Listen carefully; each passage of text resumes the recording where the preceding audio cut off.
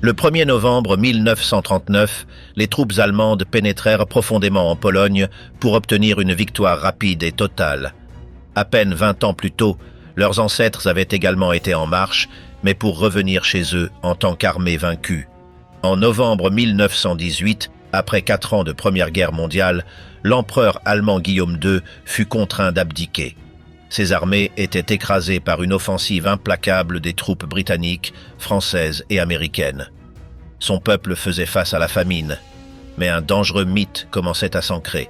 Les généraux et les troupes allemandes affirmaient qu'ils n'avaient pas été vaincus sur le champ de bataille, mais trahis par leurs propres politiciens lâches.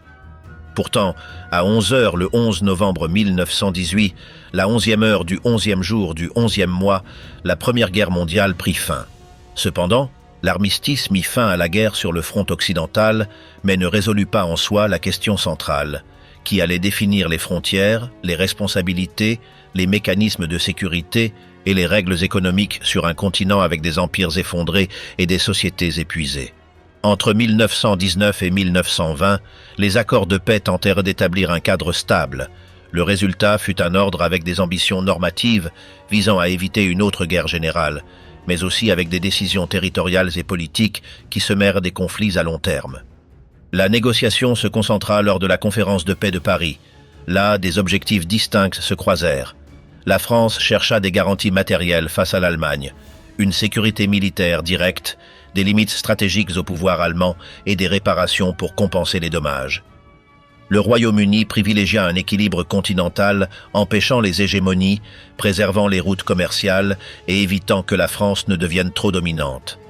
Les États-Unis, par l'agenda de Woodrow Wilson, promurent des principes d'autodétermination et un cadre institutionnel, la Société des Nations, pour gérer les conflits, bien que leur politique intérieure n'assurât pas un engagement à long terme. L'Italie réclama des compensations territoriales promises pendant la guerre, avec des tensions croissantes entre ce qui était attendu et ce qui fut obtenu. Ces objectifs n'étaient pas pleinement compatibles. La paix fut signée, mais le consensus sur la manière de la faire respecter resta incomplet dès l'origine.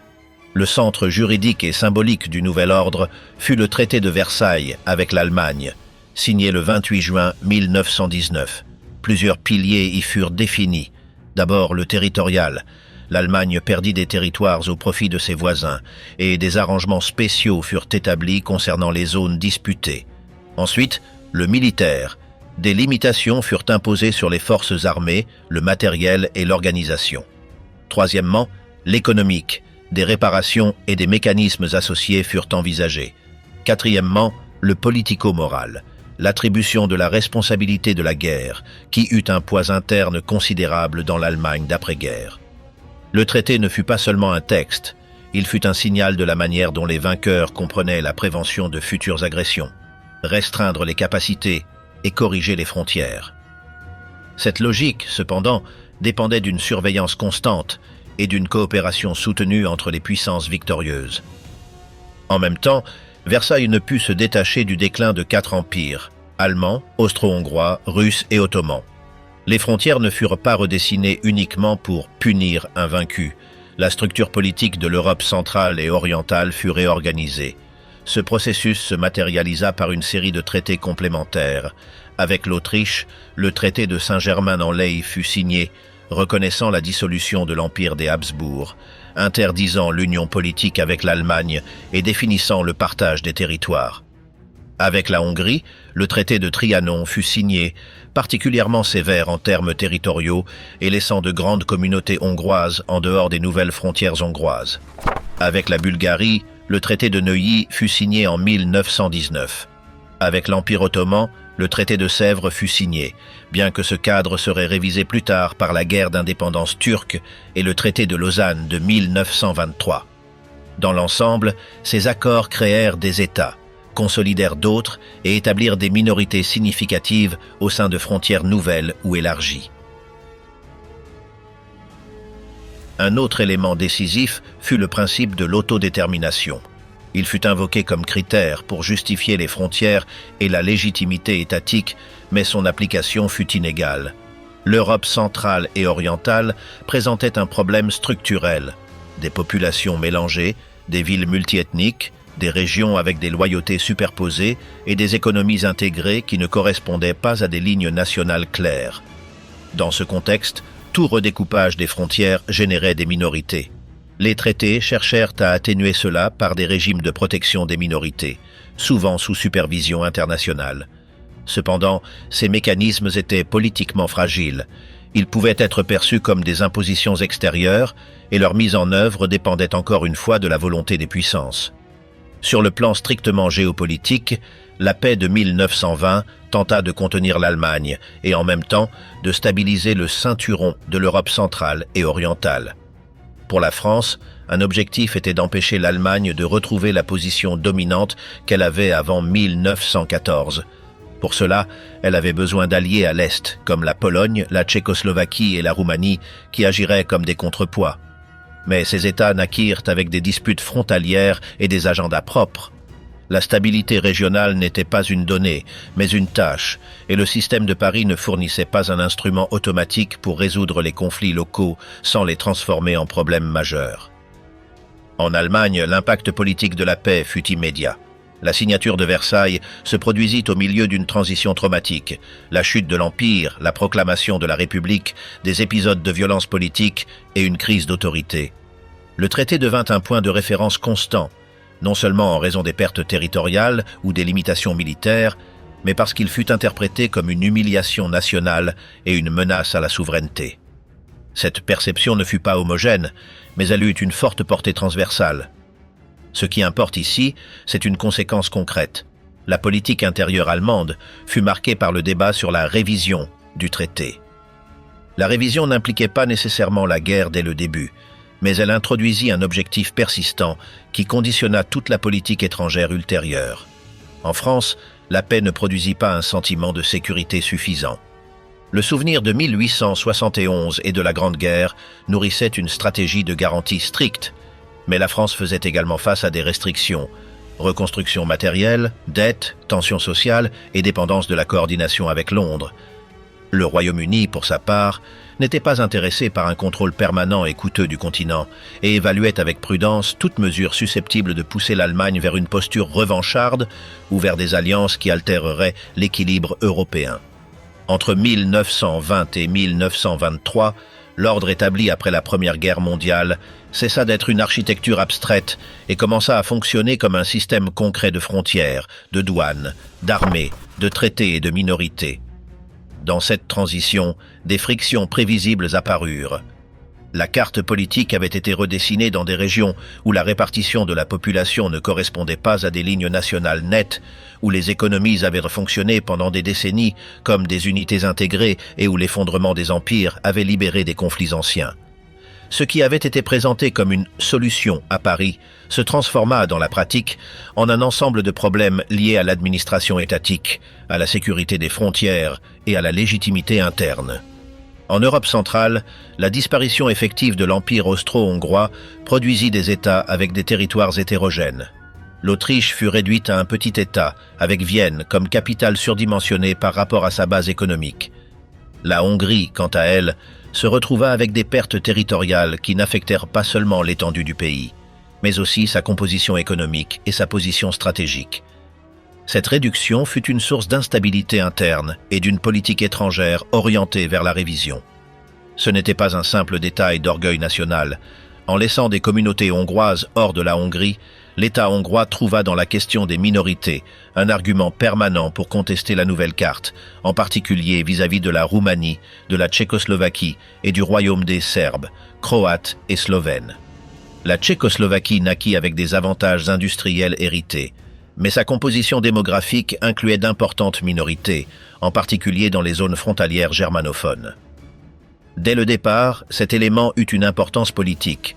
La stabilité du nouvel État dépendait de l'intégration de ces populations dans un cadre constitutionnel et économique qui ne soit pas perçu comme une simple imposition du vainqueur. La situation fut similaire, avec des variations en Yougoslavie. L'unification formelle de territoires distincts ne résolut pas les tensions entre les communautés, ni n'harmonisa les intérêts économiques et administratifs. En termes généraux, le problème n'était pas seulement celui des nationalités. Il s'agissait de la création accélérée d'administrations étatiques, là où existaient auparavant des structures impériales, avec des bureaucraties, des réseaux ferroviaires, des marchés et des ports pensés pour une autre échelle. Dans la nouvelle Europe orientale, la Pologne retrouva son existence étatique après plus d'un siècle de partition, mais sa reconstruction se fit dans un espace de frontières disputé. L'État polonais dut affirmer un contrôle territorial, définir des institutions et en même temps faire face à des conflits armés et des plébiscites dans des régions mixtes. Dans ce cadre, deux questions devinrent centrales à long terme: l'accès à la mer et la configuration des zones avec une population allemande et slave entrelacée. La conception du soi-disant corridor qui reliait la Pologne à la mer Baltique et le statut de Danzig en tant que ville à régime spécial ne furent pas de simples décisions cartographiques.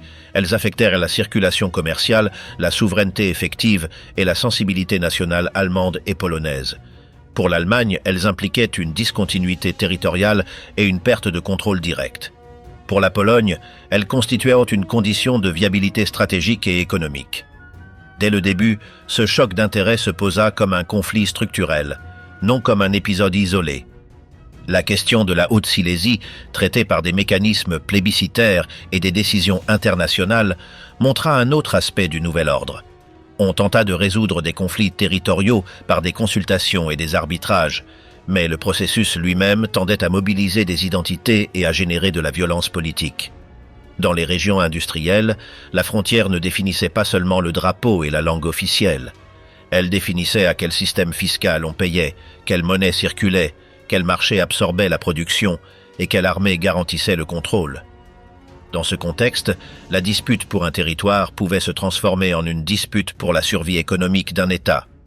À l'Est, le conflit polono-soviétique, qui culmina avec le traité de Riga en 1921, laissa une frontière orientale polonaise qui incorpora des territoires à populations diverses et qui, pour le nouvel État soviétique, consolida une perte stratégique et symbolique. Cet arrangement ne clôtura pas la rivalité, il la figea.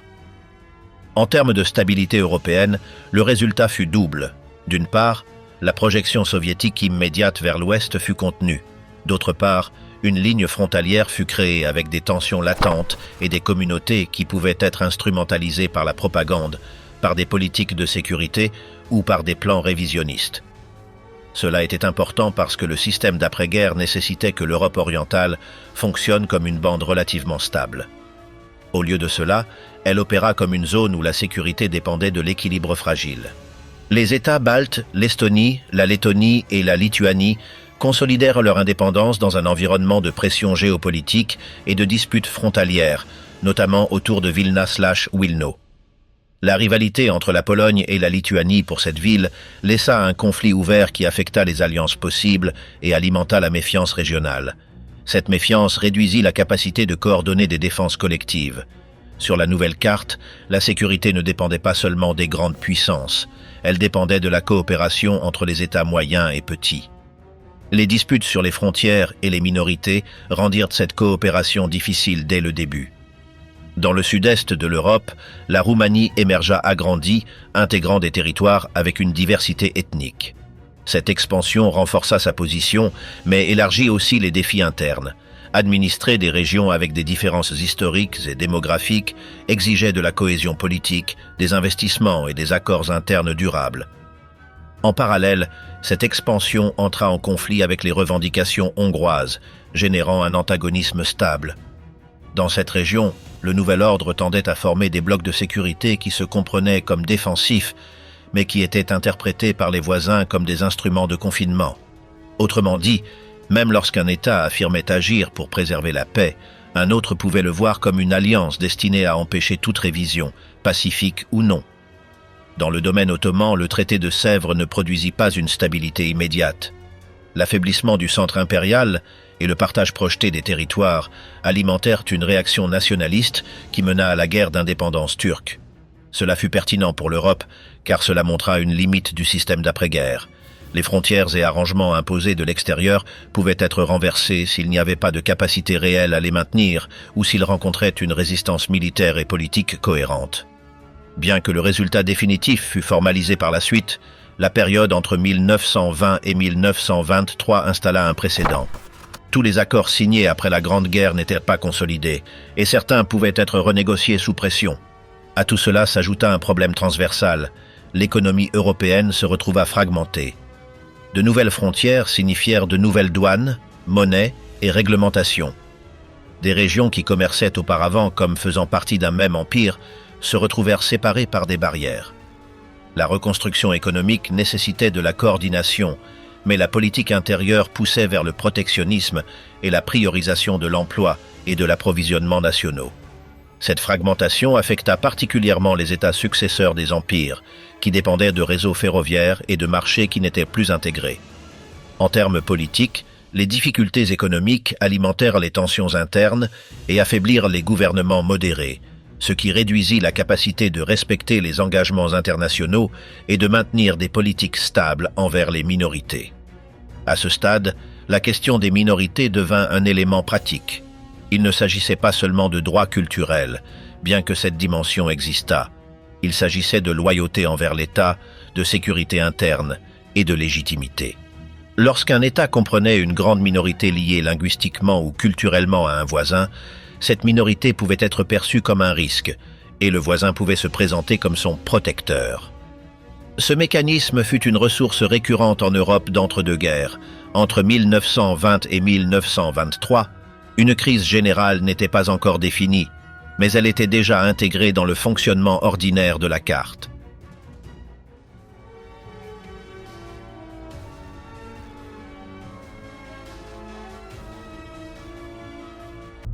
Crise du système, coercition économique et équilibre diplomatique, 1923 à 1928.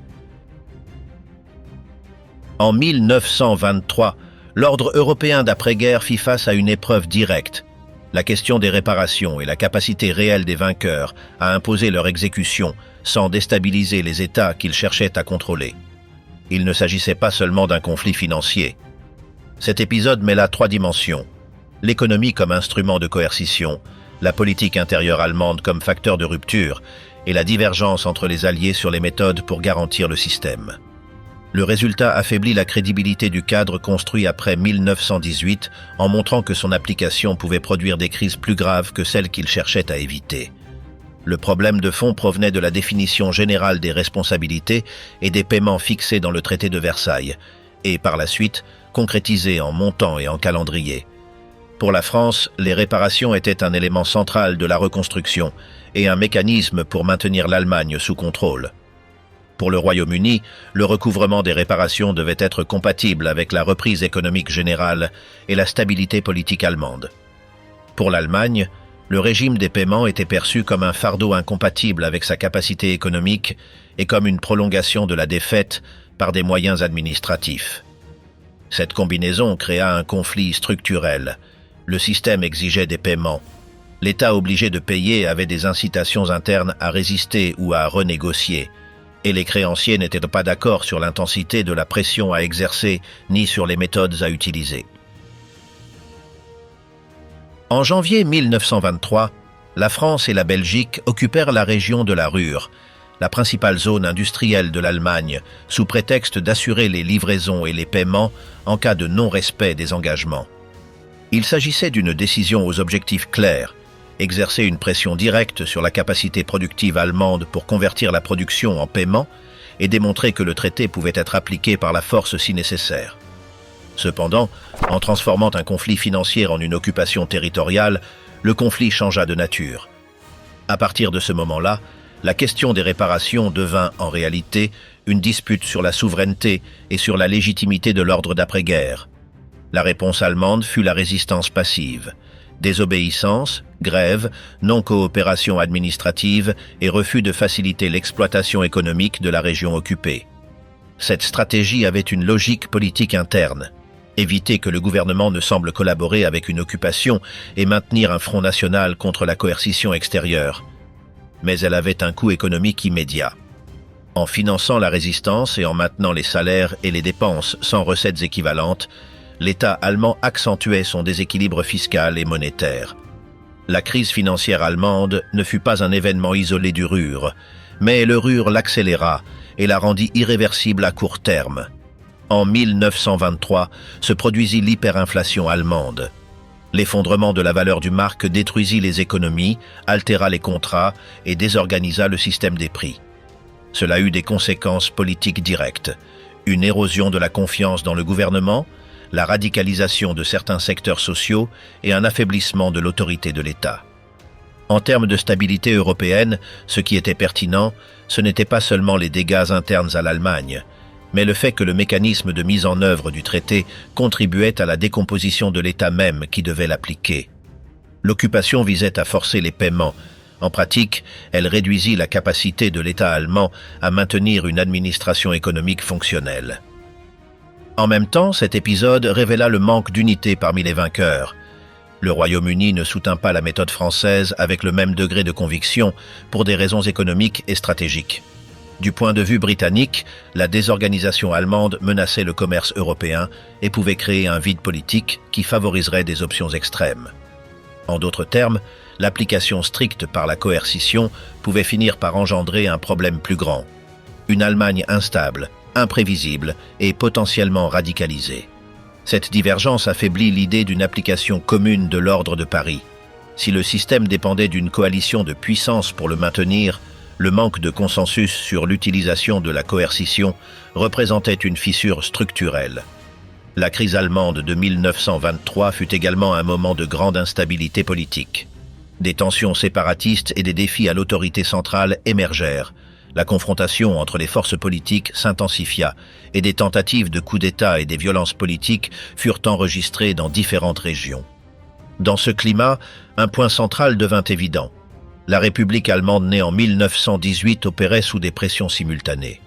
D'une part, elle devait satisfaire les exigences internationales pour éviter des sanctions. D'autre part, elle devait maintenir sa légitimité interne face à une population qui interprétait le respect des exigences comme de la soumission. La coercition extérieure renforça les récits internes qui accusèrent le régime démocratique d'être responsable de la défaite et de l'humiliation, et qui présentaient l'ordre d'après-guerre comme un système illégitime. La stabilisation arriva lorsque le gouvernement allemand abandonna la résistance passive, introduisit des réformes monétaires et entreprit une renégociation du schéma de paiement. Cela ne résolut pas le conflit de fond, mais modifia la méthode. La sortie de la crise ne reposa pas sur l'occupation comme solution permanente, mais sur un réaménagement financier avec participation internationale, visant à rendre les paiements plus viables et à stabiliser l'économie allemande pour permettre les paiements en premier lieu. La leçon politique de cet épisode était claire. Le système d'après-guerre ne pouvait pas se maintenir par une coercition économique indéfinie sans produire des effets déstabilisateurs. Entre 1923 et 1924, le problème des réparations devint un point de basculement car il altéra les perceptions.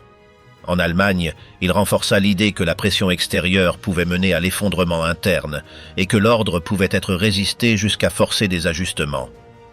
En France, il confirma l'importance des garanties strictes, mais montra également les limites pratiques.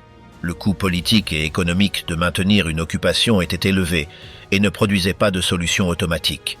Au Royaume-Uni, il renforça la préférence pour stabiliser l'Allemagne afin de maintenir l'ensemble du système européen, même si cela impliquait de flexibiliser les mécanismes punitifs. Cette divergence de priorité ne disparut pas, elle se transforma en un axe qui réapparaîtrait dans les crises suivantes. Entre 1924 et 1929, une phase de relative stabilisation se produisit en Europe. Il ne s'agissait pas d'un retour à la normalité d'avant 1914, mais d'une tentative de rendre l'ordre d'après-guerre fonctionnel à travers des ajustements financiers, des accords diplomatiques et une approche pragmatique concernant l'Allemagne. La caractéristique principale de cette période fut la recherche d'un équilibre, réduire les tensions sans démanteler formellement les traités. Cette stabilisation exista, mais elle avait des limites précises. Elle dépendait de conditions financières externes, de compromis politiques fragiles et de l'idée que la coopération pouvait remplacer la coercition sans résoudre les conflits structurels liés à la carte géopolitique et à la sécurité. Le premier élément fut la réorganisation du problème des réparations. Après l'effondrement de 1923, on se dirigea vers un système qui privilégia la stabilisation économique de l'Allemagne comme condition préalable à tout paiement. En pratique, cela signifiait articuler les paiements avec la capacité réelle de paiement, réorganiser le système monétaire et faciliter les flux de crédit permettant de relancer la production et les revenus fiscaux. L'objectif était double, que l'Allemagne puisse payer de manière soutenue et que sa stabilité politique ne soit pas détruite par le même mécanisme de mise en œuvre des paiements. La conséquence fut un changement de méthode au sein de l'ordre d'après-guerre.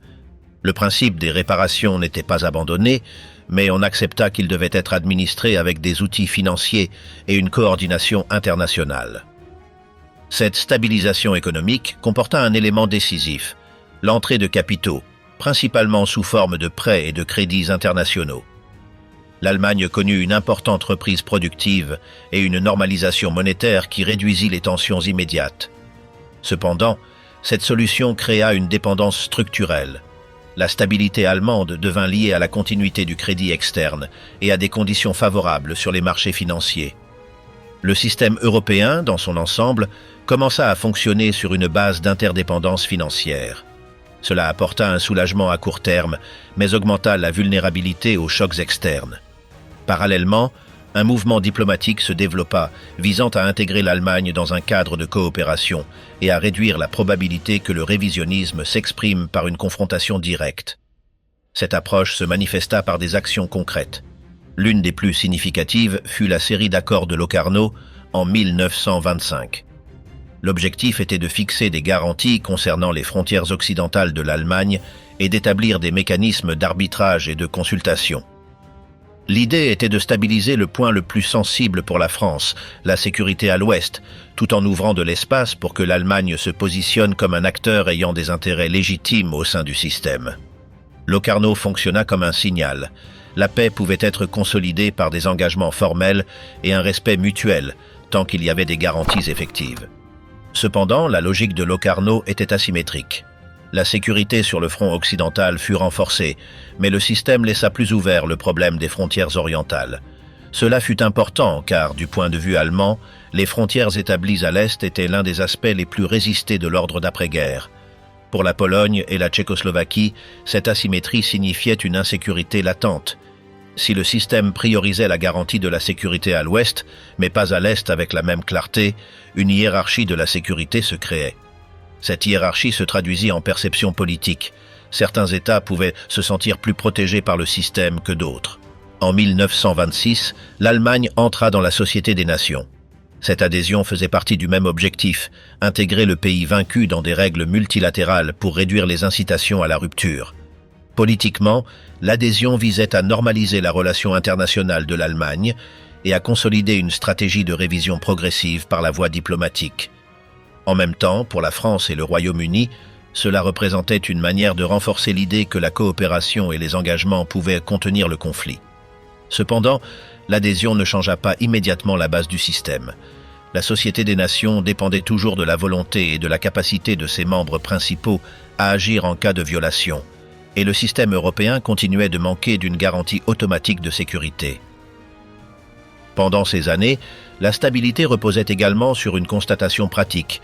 Les sociétés européennes n'étaient pas prêtes à entrer dans un autre grand conflit. La reconstruction, les tensions sociales et l'impact démographique et matériel de la guerre récente avaient créé une large préférence pour éviter les confrontations.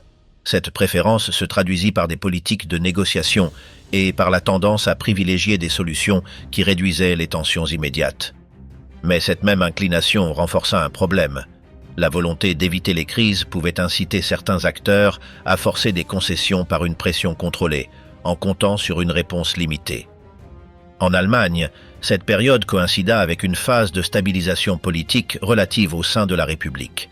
Les gouvernements cherchèrent à projeter une normalité institutionnelle et à améliorer les conditions sociales.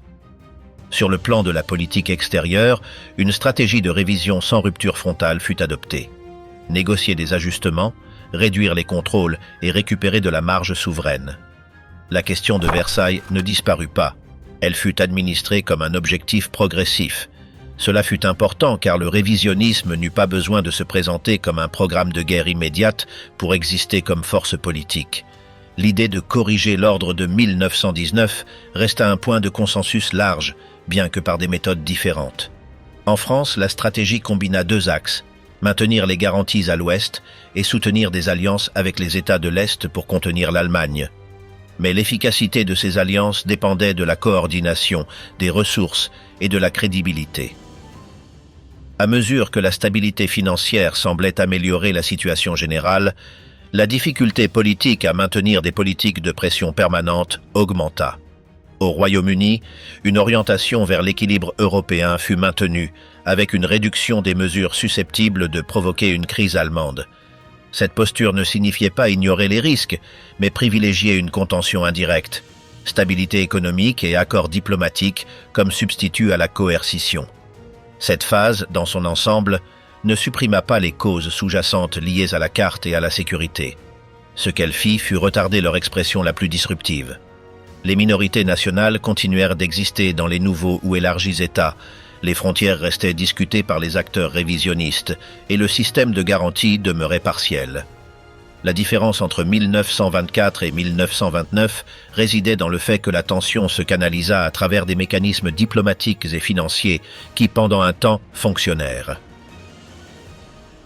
Grande Dépression, émergence de l'Allemagne nazie et rupture du traité de Versailles, 1929 à 1935.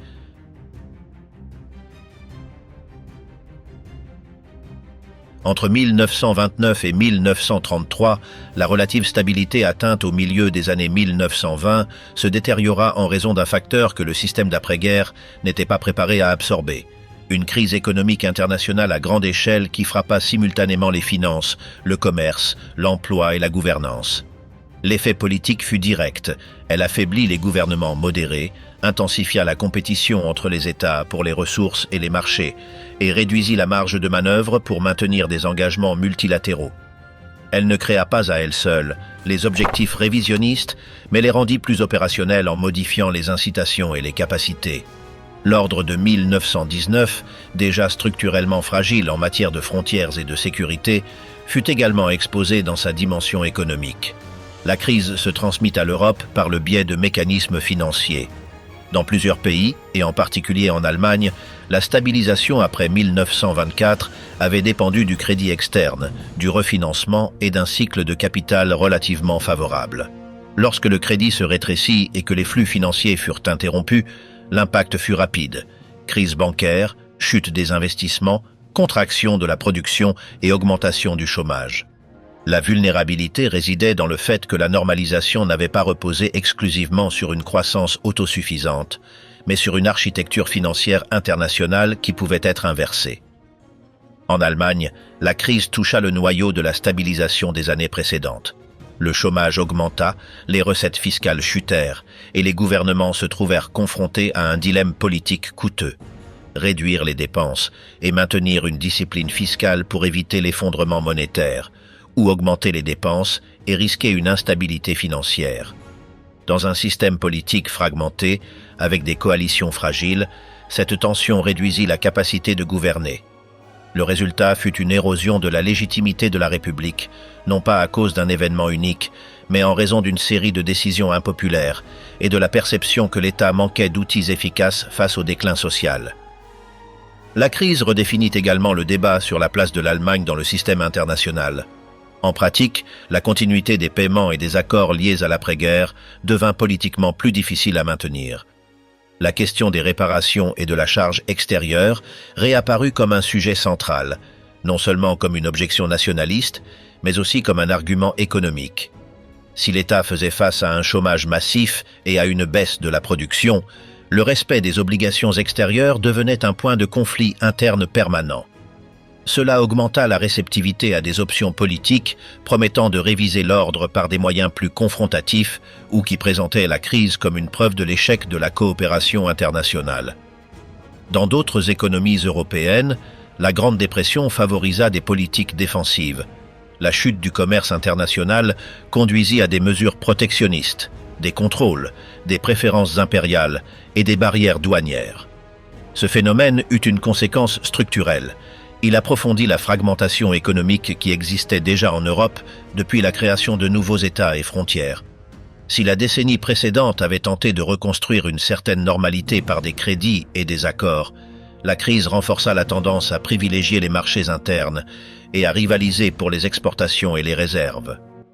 L'économie cessa de fonctionner comme un soutien à la coopération et se transforma en un terrain de compétition entre les États.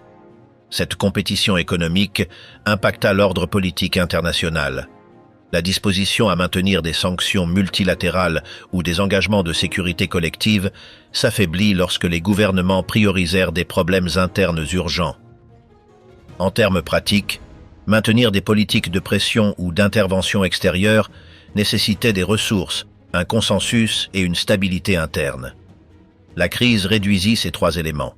Par conséquent, même lorsque la conscience des risques stratégiques était présente, la capacité de réponse fut limitée par des contraintes économiques et par un agenda interne dominé par le chômage et les conflits sociaux.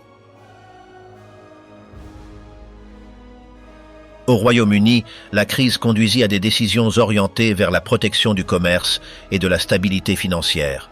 Cela renforça une préférence pour éviter les engagements continentaux impliquant des coûts immédiats et pour rechercher des solutions qui ne faisaient pas escalader les conflits. En France, la préoccupation concernant la sécurité demeura, mais elle coexista avec des difficultés économiques et des débats internes sur la gestion de la crise. Dans les deux cas, la marge politique pour maintenir une posture active et cohérente face à un éventuel défi à l'ordre diminua. Le système dépendait de la coordination entre les puissances, et la crise réduisit cette coordination effective. En Europe centrale et orientale, la crise frappa des économies déjà fragiles en raison de leur structure productive et de la fragmentation des marchés. Dans plusieurs États, la détérioration économique intensifia les tensions internes, y compris des conflits entre groupes sociaux et des tensions entre majorité et minorité. Cette dimension ne fut pas secondaire. Des États conçus comme faisant partie de l'équilibre régional devinrent plus instables et plus enclins à des politiques autoritaires ou à des alignements externes opportunistes. La stabilité de la région dépendait de gouvernements capables de maintenir un contrôle administratif et des consensus minimaux. La dépression détériora cette capacité. L'effet politique le plus décisif de cette période fut la transformation du climat idéologique. La crise affaiblit la confiance dans le libéralisme parlementaire et dans l'idée que l'ordre international pouvait être maintenu par des règles et des procédures. Cela ne signifie pas que la démocratie disparut de manière uniforme, ni que tous les États virèrent automatiquement vers des extrêmes, mais cela augmenta l'attractivité de projets offrant une direction centralisée, un contrôle des conflits sociaux et une récupération nationale. Dans ce cadre, le révisionnisme territorial et politique trouva un terrain plus favorable, non seulement en raison des griefs précédents, mais aussi parce que la crise fit apparaître les promesses de stabilité du système d'après-guerre comme vides aux yeux de nombreux secteurs. En Allemagne, l'ascension de forces radicales se produisit dans un contexte où l'État semblait incapable de garantir l'emploi et la prévisibilité. La politique se polarisa et les solutions de compromis devinrent plus difficiles. La possibilité d'un changement de régime n'était plus abstraite. Elle devint un dénouement plausible à partir de la décomposition du centre politique. Cette dynamique culmina en 1933, avec l'arrivée au pouvoir d'un gouvernement qui ne considérait plus la révision de l'ordre comme une négociation prolongée, mais comme une transformation unilatérale de la position allemande en Europe. En termes causaux, la crise n'a pas créé l'objectif de révision. Elle a accéléré la transition de la révision graduelle vers une stratégie de rupture. À la fin de 1933, l'ordre d'après-guerre était affaibli à deux niveaux. Sur le plan économique, la coopération s'était réduite et la concurrence pour les marchés et les ressources avait augmenté. Sur le plan politique, les gouvernements et les sociétés étaient moins capables de maintenir des concessions, des accords et des engagements multilatéraux. La stabilité entre 1924 et 1929 reposait sur le crédit et un climat de négociation.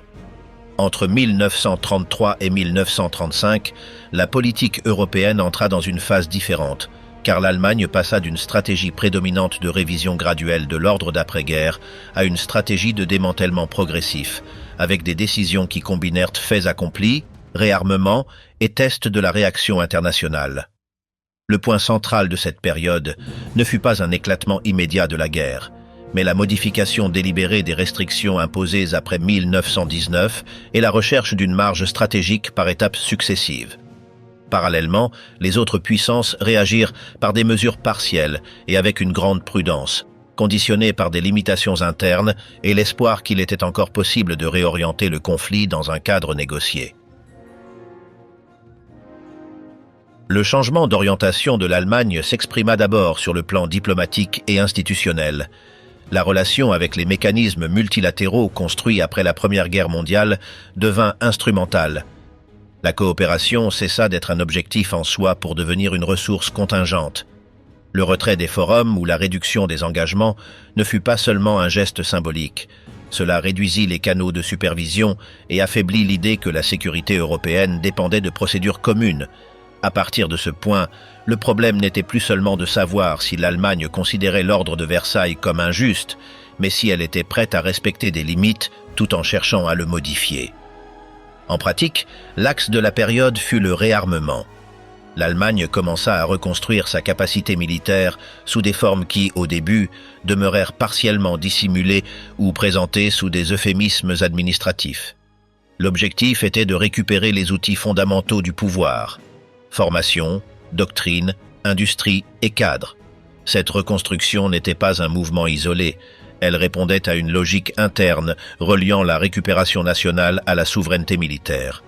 Dans le système d'après-guerre, les limitations militaires étaient l'un des instruments centraux pour éviter une répétition de la Première Guerre mondiale. C'est pourquoi le réarmement allemand attaqua un pilier du système, même avant que les frontières ne soient discutées. La réaction internationale fut conditionnée par deux facteurs.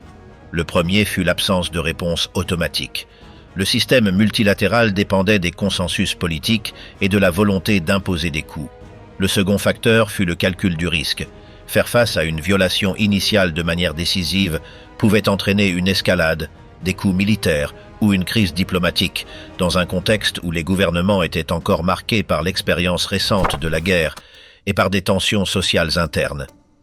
Par conséquent, les réponses tendirent à privilégier les signaux, les protestations et les négociations, avec une faible inclination à utiliser une coercition directe. En 1935, le plébiscite de la Sarre montra un aspect spécifique de la période. L'Allemagne utilisa des mécanismes prévus ou tolérés par le système pour obtenir des résultats renforçant sa position politique interne et sa légitimité internationale. Le retour de la Sarre sous contrôle allemand, par le biais d'une consultation, fut important pour deux raisons. Premièrement, il offrit une victoire politique présentée comme une rectification légitime. Deuxièmement, il renforça l'idée que le révisionnisme pouvait progresser sans confrontation directe si pression politique et procédures étaient combinées. Pour les autres puissances, l'épisode pouvait être interprété comme un ajustement dans le cadre existant, ce qui contribua à maintenir l'idée qu'il était possible de gérer le changement sans rupture générale. Cependant, l'étape décisive de la période fut l'annonce ouverte du réarmement et la réintroduction du service militaire obligatoire en 1935. Cela élimina les ambiguïtés. Il ne s'agissait plus de violations discrètes ou de développement technique, mais d'une négation explicite de restrictions centrales. En termes de causalité, ce fut un moment où la dynamique changea.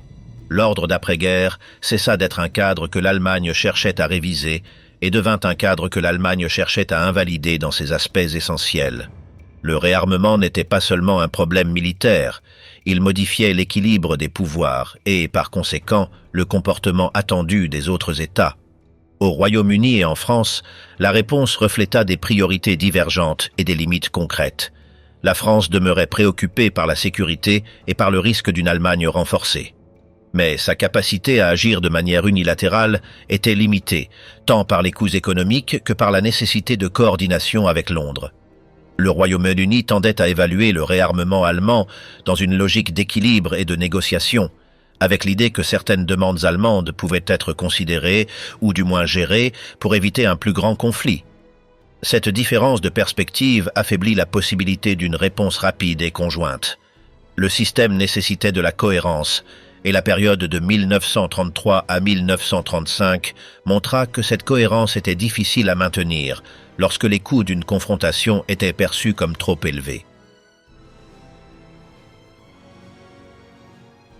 Dans ce contexte s'inscrit l'accord naval anglo-allemand de 1935. Son importance fut structurelle, car il impliquait, par un arrangement bilatéral, d'accepter une expansion navale allemande dans des proportions déterminées, en dehors d'une approche strictement multilatérale.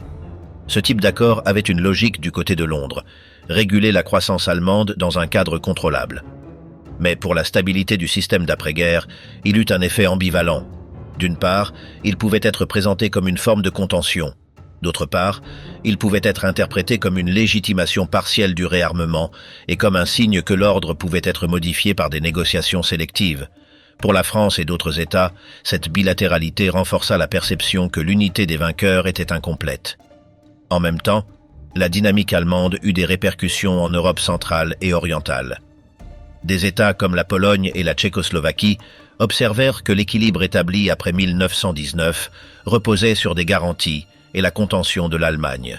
Si cette contention s'affaiblissait et si la réponse occidentale restait graduelle, la sécurité des États de l'Est se détériorait. Cela ne se traduisit pas immédiatement par des changements territoriaux, mais eut des conséquences sur les calculs stratégiques. Recherche d'accords propres, réévaluation des alliances et accroissement de l'incertitude. Dans un système où les frontières orientales étaient déjà un objet de révision potentiel, la reconstruction militaire allemande augmenta le poids de la coercition comme outil futur. Rupture du système de sécurité collective et polarisation occidentale, 1935 à 1938. Entre 1935 et 1936, une dégradation visible de la sécurité collective se produisit, car deux crises, différentes par leur scénario mais similaires par leurs effets, montrèrent que les normes et mécanismes multilatéraux ne garantissaient pas une réponse effective face à la coercition. Le résultat ne fut pas seulement un échec institutionnel abstrait, mais un changement des incitations pour les États. Si les violations rencontraient des sanctions partielles ou des réponses tardives, l'utilité de respecter les limites diminuait et l'utilité de les tester augmentait. Dans ce contexte, l'ordre d'après-guerre perdit sa crédibilité en tant que système de contention. Le premier axe fut la crise issue de la guerre d'Éthiopie. L'invasion italienne et la réaction internationale exposèrent un problème structurel de la Société des Nations. Sa capacité dépendait des sanctions appliquées par les membres principaux et de leur volonté de soutenir les coûts économiques et politiques. L'Italie n'était pas un acteur marginal de l'équilibre européen. C'était une puissance avec des intérêts méditerranéens et un poids diplomatique continental. C'est pourquoi une réponse ferme impliquait de faire face au dilemme central du multilatéralisme. Appliquer des normes de manière cohérente, même lorsque l'infracteur était un partenaire potentiel dans d'autres domaines. Les sanctions et mesures adoptées furent incomplètes. En termes pratiques, le mécanisme montra que les mesures économiques pouvaient être conçues de manière à éviter les coûts les plus élevés pour ceux qui les appliquaient, tout en réduisant leur efficacité coercitive. Le message pour les observateurs externes était direct. La sécurité collective pouvait émettre des condamnations et établir des sanctions, mais elle ne pouvait pas nécessairement arrêter une campagne militaire s'il n'y avait pas de volonté d'escalade ou de restrictions économiques décisives. Cela affaiblit l'idée que le système international pouvait remplacer la dissuasion traditionnelle. En Europe, l'impact fut double. D'une part, la crise détériora la coopération entre les puissances censées maintenir l'ordre en introduisant des tensions sur la gestion du cas italien et sur les priorités stratégiques. D'autre part, elle accéléra le réalignement de l'Italie, qui commença à se déplacer d'une position de négociation avec Londres et Paris vers un rapprochement avec l'Allemagne. Ce déplacement fut important car il altéra la possibilité de construire des fronts diplomatiques stables. Si une puissance européenne clé s'alignait avec un acteur révisionniste, l'équilibre général devenait plus instable. Le deuxième axe fut la remilitarisation de la Rhénanie en 1936. Contrairement à la crise éthiopienne, cet épisode toucha directement le cœur de l'ordre européen, établi après 1919. La Rhénanie était une zone dont la situation avait une fonction stratégique spécifique, réduire la capacité allemande à menacer immédiatement la France et créer une marge de sécurité compensant la supériorité démographique et industrielle potentielle de l'Allemagne à long terme. Dans ce sens, le statut de la Rhénanie n'était pas un détail technique, c'était une pièce centrale du dispositif de sécurité occidentale. La décision allemande d'envoyer des forces et de rétablir une présence militaire en Rhénanie fut un fait accompli. Son efficacité dépendait d'un calcul. Si la réaction française et britannique était limitée, la modification serait consolidée sans guerre. Du point de vue allemand, l'objectif n'était pas seulement de récupérer un espace territorial. Il s'agissait de démontrer que les restrictions fondamentales pouvaient être renversées sans payer un coût immédiat. L'épisode fut donc à la fois une épreuve pour le système et, simultanément, une épreuve pour la volonté des puissances occidentales. La réaction ne fut pas militaire. Les réponses furent canalisées par des voies diplomatiques et par des protestations formelles, mais sans coercition directe qui ait annulé le fait accompli. Cela eut des conséquences cumulatives. En Allemagne, le résultat renforça la conclusion que le risque d'actions graduelles était gérable et que les faits accomplis pouvaient se transformer en nouvelle normalité si l'on évitait de provoquer une réponse unifiée. En France, l'épisode affaiblit la logique des garanties strictes. Si une pièce stratégique du système pouvait être supprimée sans réaction, la crédibilité des promesses de sécurité était mise en question. Au Royaume-Uni, la réaction refléta une évaluation qui privilégiait l'évitement de la guerre immédiate et interpréta l'action allemande, en partie comme une démarche à l'intérieur de son propre territoire, ce qui réduisit la disposition à escalader. En termes du système international, 1936 laissa un modèle clair. Les mesures multilatérales n'arrêtaient pas les agressions hors d'Europe, et les mécanismes de sécurité n'arrêtaient pas le démantèlement de l'ordre à l'intérieur de l'Europe. Cette coïncidence ne fut pas accidentelle. Les deux cas montrèrent la même limite. Sans volonté de supporter des coups, les règles se retrouvaient subordonnées au calcul du pouvoir. La sécurité collective devint un cadre déclaratif avec une capacité de pression partielle, mais sans capacité systématique de revenir sur les violations. À partir de ces épisodes, les États commencèrent à recalculer leur conduite. Pour les acteurs révisionnistes, l'espace de manœuvre s'élargit. Pour les États vulnérables en Europe centrale et orientale, l'incertitude augmenta concernant la validité des garanties extérieures. La dissuasion ne dépendit plus uniquement des traités, mais à nouveau des capacités et des alignements effectifs. Cela favorisa deux dynamiques, le renforcement des politiques de réarmement et l'augmentation des stratégies bilatérales ou régionales pour compenser la faiblesse du système multilatéral. Sur le plan diplomatique, la période accéléra également la polarisation. La convergence entre l'Allemagne et l'Italie, ainsi que d'autres rapprochements idéologiques et stratégiques, contribua à la formation de blocs plus définis. La sécurité européenne, qui dans les années 1920 avait été gérée par des accords d'équilibre et des mécanismes d'arbitrage, se rapprocha d'une logique d'alignement où la coercition et la menace retrouvaient une place centrale. Le système d'après-guerre, conçu pour empêcher ce retour, commença de fait à fonctionner comme un cadre qui pouvait être érodé par des actes unilatéraux. Entre 1936 et 1938, la politique européenne se déplaça de l'érosion progressive des restrictions vers une dynamique d'expansion territoriale et de consolidation de blocs.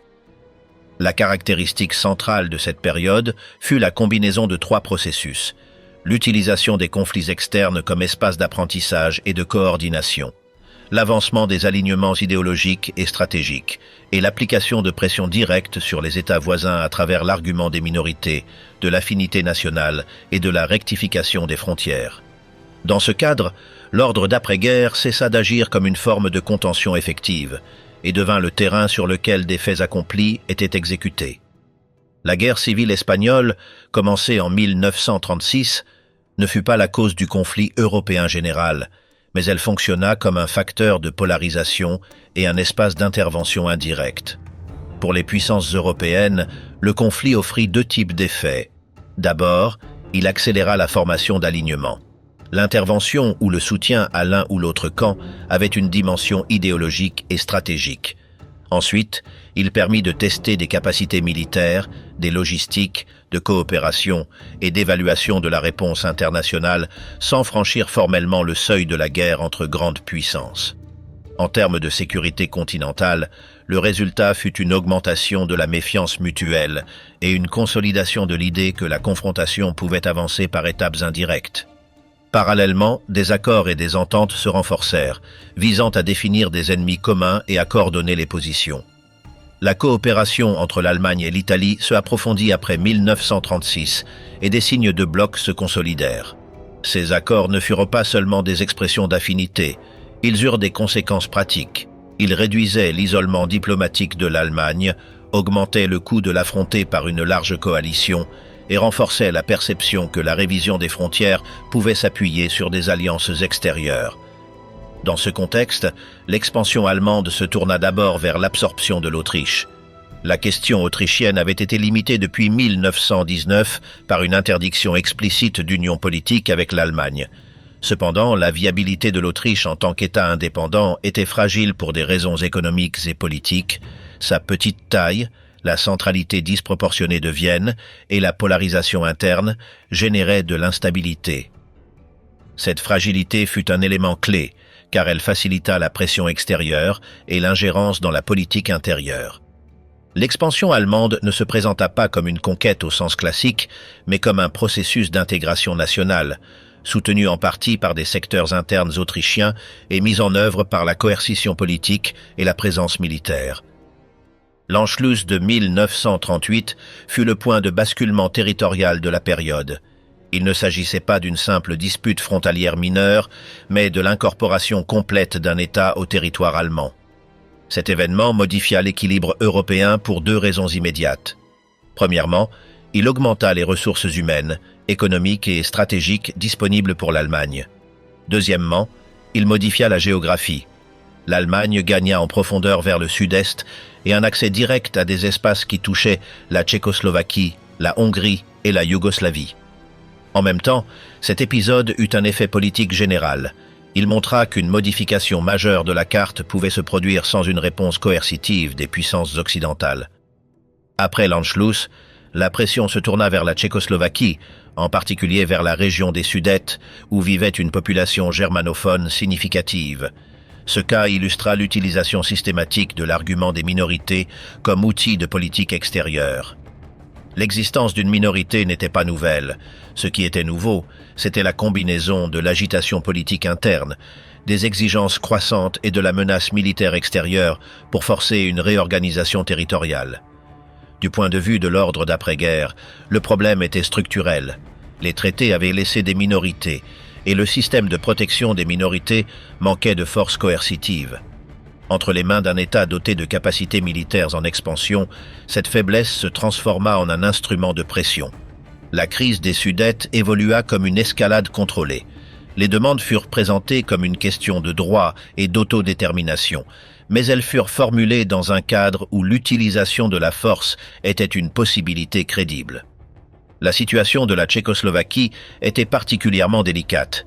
Sa géographie, ses frontières et sa composition industrielle faisaient que la perte de zones frontalières n'était pas seulement une question symbolique, mais une altération des défenses, des communications et de la capacité économique. Par conséquent, la dispute territoriale impliquait directement la viabilité stratégique de l'État. Les réponses de la France et du Royaume-Uni pendant cette période suivirent une logique de contention sans guerre. En pratique, ils tentèrent d'éviter un conflit immédiat par la négociation et des concessions, sous l'idée que satisfaire les demandes nationales allemandes pourrait stabiliser la situation. Le problème de cette stratégie résidait dans une prémisse difficile à vérifier, que l'expansion s'arrêterait une fois certains objectifs atteints. À mesure que les concessions étaient faites, un nouvel incitatif pour de nouvelles pressions se renforçait. Si les faits accomplis et la menace produisaient des résultats, l'outil devenait valide. La crise culmina en 1938 avec l'accord de Munich, qui impliquait la cession de territoire de la Tchécoslovaquie. Le point principal de l'épisode ne résidait pas dans le document lui-même, mais dans sa fonction politique.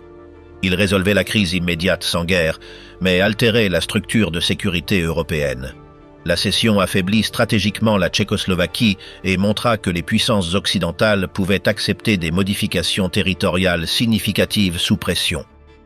En Europe centrale et orientale, l'effet fut l'augmentation de l'incertitude. Des États qui dépendaient de garanties extérieures ou de l'idée d'un système multilatéral observèrent qu'en cas de pression allemande, la réponse pouvait être la négociation et la concession, et non la défense collective. Cela incita des politiques nationales de survie, approche bilatérale, réévaluation des alliances et, dans certains cas, acceptation de demandes extérieures pour éviter l'isolement. La cohésion régionale, déjà fragile à cause de disputes antérieures, s'érodait davantage. À la fin de 1938, le panorama européen présentait 3 traits cumulatifs. Premièrement, l'Allemagne avait obtenu des modifications territoriales importantes sans guerre générale.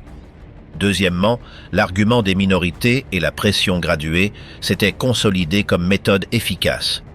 Troisièmement, les mécanismes de sécurité collective et les garanties formelles avaient montré leurs limites pratiques face à la coercition. À ce moment-là, la question n'était plus de savoir si l'ordre d'après-guerre pouvait être adapté aux révisions. Il s'agissait désormais de savoir s'il restait une limite opérationnelle à une expansion qui avait déjà prouvé sa capacité à réorganiser la carte européenne. De Munich à la liquidation de la Tchécoslovaquie et la voie vers l'éclatement de la Seconde Guerre mondiale, 1938 à 1939, ce qui jusque-là pouvait être présenté comme une rectification basée sur des minorités ou des décisions négociées, se transforma en une dynamique de démantèlement étatique. Le point central n'était pas seulement l'obtention de territoire, mais la démonstration qu'un État pouvait être désarticulé par la pression, la coercition et l'occupation, sans que le système international ne réagisse par une réponse proportionnée. Cette transition modifia l'interprétation de la question allemande à Londres et à Paris. Elle ne sembla plus être une question d'ajustement frontalier, mais un problème d'expansion stratégique sans limite claire. L'accord de Munich avait impliqué la cession des Sudètes, une région clé pour des raisons défensives, économiques et industrielles. Cette cession affaiblit immédiatement la Tchécoslovaquie. Les fortifications et les positions défensives aux frontières passèrent sous contrôle allemand, et la capacité de l'État à maintenir une dissuasion crédible se réduisit. Cet effet matériel fut décisif car, à partir de là, l'État tchécoslovaque se retrouva exposé à de nouvelles pressions avec une capacité de réponse militaire et politique limitée. Simultanément, Munich eut une conséquence politique interne. Elle accéléra la fragmentation. L'État tchécoslovaque était composé de communautés aux intérêts et aux loyautés diverses. En perdant des territoires et en voyant sa sécurité dépendre d'acteurs extérieurs, la cohésion politique se fragilisa. Les tensions internes, déjà présentes, devinrent plus difficiles à gérer. Dans ce contexte, les pressions autonomistes, particulièrement en Slovaquie, augmentèrent. Cette dynamique ne peut pas être comprise comme un événement spontané isolé. La crise territoriale et la perte d'autorité centrale accrut la capacité d'acteurs internes à exiger des reconfigurations et augmenta la possibilité que des forces extérieures utilisent ces demandes comme levier. Parallèlement, la carte de l'Europe centrale se redessina à partir de la décomposition tchécoslovaque.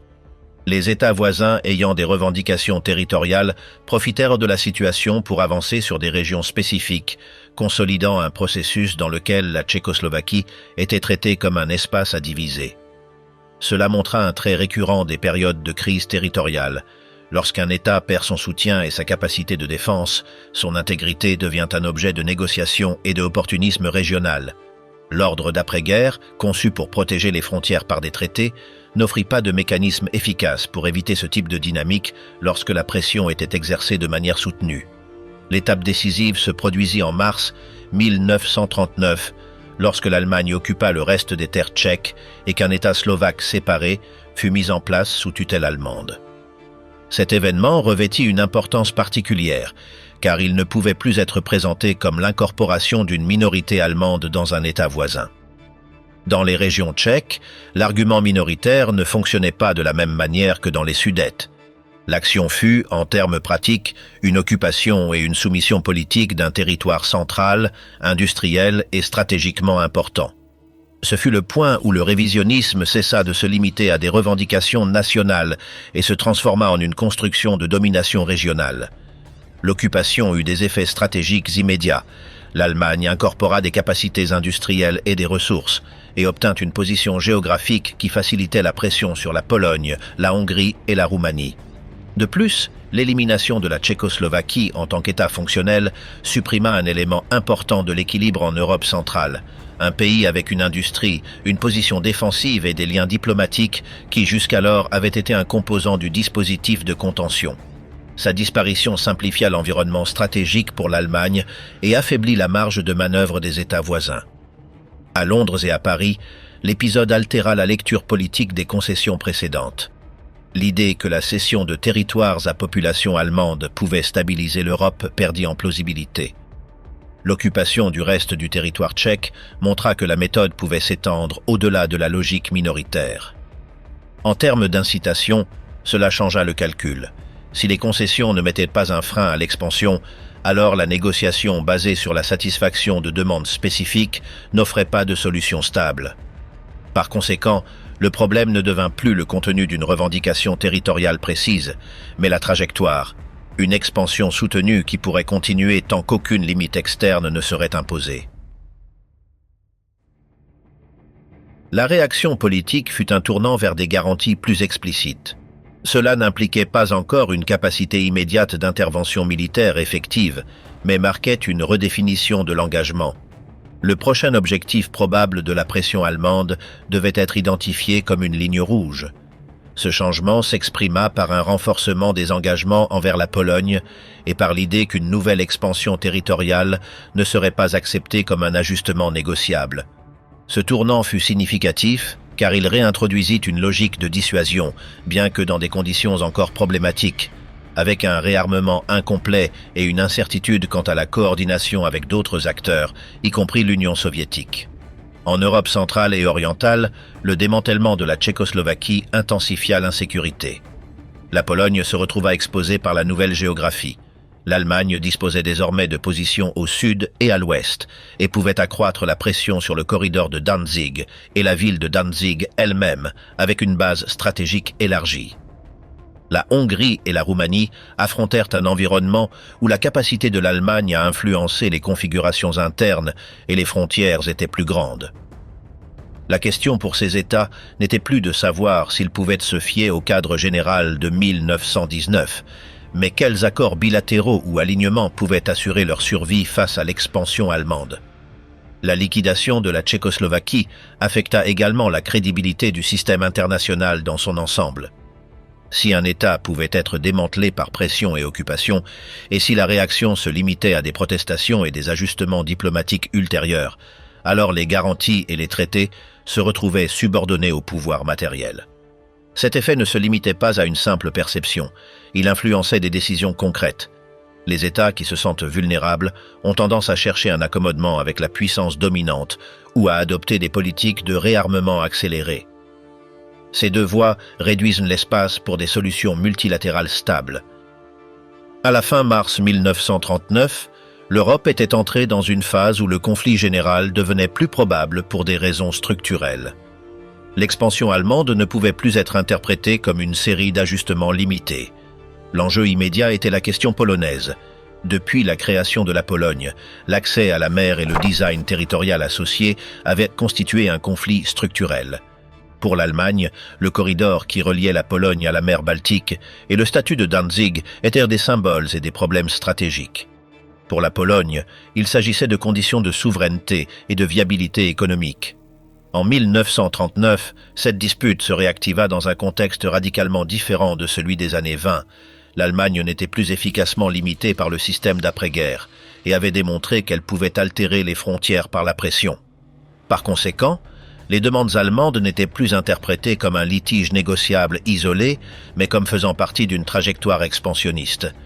Les propositions allemandes incluaient des exigences concernant Danzig et la connexion territoriale via le corridor. Bien que certaines formules puissent être présentées comme des ajustements, le problème pour la Pologne était structurel. Accepter un changement affectant son accès à la mer ou sa continuité territoriale affaiblissait sa position stratégique et pouvait ouvrir la voie à de nouvelles exigences. De plus, après la liquidation de la Tchécoslovaquie, la confiance dans le fait que des concessions limitées arrêteraient la pression était faible. Dans ce sens, la question n'était pas seulement territoriale. Il s'agissait du précédent et de la perception que toute concession augmenterait la dépendance et la vulnérabilité.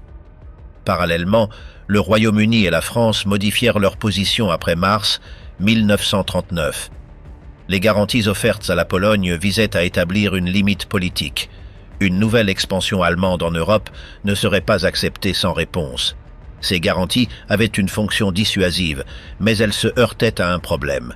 La dissuasion dépend de la crédibilité. La crédibilité, à son tour, dépend de la capacité et de la volonté d'agir. En 1939, les deux puissances étaient en train de se réarmer et n'avaient pas une position militaire idéale pour intervenir immédiatement en Europe de l'Est. Pourtant, l'engagement existait et conditionna les décisions. La Pologne avait des incitations à ne pas céder rapidement si elle croyait disposer d'un soutien. L'Allemagne avait des incitations à évaluer si ce soutien serait effectif ou resterait au niveau déclaratif. Le troisième élément décisif fut l'Union soviétique. Du point de vue de la sécurité européenne, 1939 fut marqué par la question des alliances. Si l'Allemagne faisait face à une large coalition incluant l'Est et l'Ouest, le coût d'une guerre augmentait et la dissuasion pouvait fonctionner. En revanche, si l'Allemagne pouvait neutraliser le front oriental par un accord, le scénario changeait de manière drastique. Ainsi, le rôle de l'URSS ne fut pas un détail. Il constitua un facteur structurel. Tant les puissances occidentales que l'Allemagne évaluèrent les options soviétiques, mais avec une méfiance mutuelle et des objectifs incompatibles.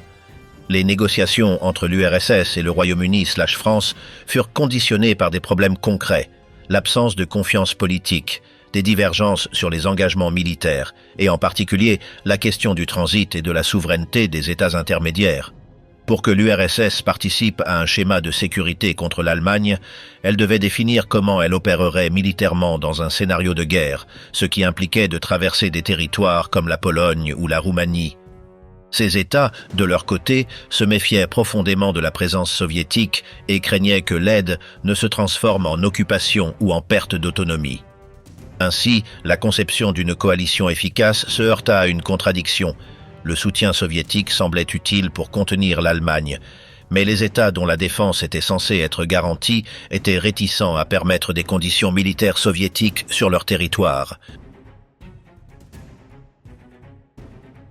Dans ce cadre, l'Allemagne opta pour une sortie alternative, un accord direct avec l'URSS qui neutraliserait la possibilité d'un front oriental hostile. Le pacte germano-soviétique d'août 1939 eut une fonction immédiate, réduire le risque stratégique d'une guerre sur deux fronts et créer des conditions politiques pour agir contre la Pologne sans affronter une intervention soviétique. De plus, il inclut un accord secret sur les sphères d'influence en Europe de l'Est. En termes de la période entre les deux guerres, c'est-à-dire entre 1918 et 1939, cela fut pertinent car il relia deux éléments. La fragilité de la carte de l'Europe de l'Est et la disposition des grandes puissances à traiter cette région comme un espace de partage, une fois que le système de sécurité collective ne fonctionnait plus. Une fois le risque oriental neutralisé, la dynamique autour de la Pologne s'accéléra. Les garanties occidentales ne suffisaient pas seules à arrêter la décision allemande si l'Allemagne concluait qu'elle pouvait obtenir une victoire rapide ou que l'intervention occidentale serait limitée à court terme. La Pologne, quant à elle, se retrouva confrontée à un dilemme sans issue claire. Céder signifiait perdre des éléments essentiels de souveraineté et se rendre vulnérable à de futures pressions. Résister impliquait de compter sur des garanties extérieures avec une incertitude opérationnelle. Ce dilemme fut le produit final de la trajectoire entamée en 1919. Un État créé et soutenu par le système d'après-guerre devait défendre sa viabilité lorsque le système ne pouvait plus imposer des limites cohérentes à une puissance révisionniste. Le 1er septembre 1939, l'Allemagne envahit la Pologne. L'invasion ne fut pas un événement isolé, mais le dernier acte d'une séquence qui combina révision de la carte par étapes, affaiblissement des mécanismes multilatéraux, réalignement et accord pour neutraliser les adversaires.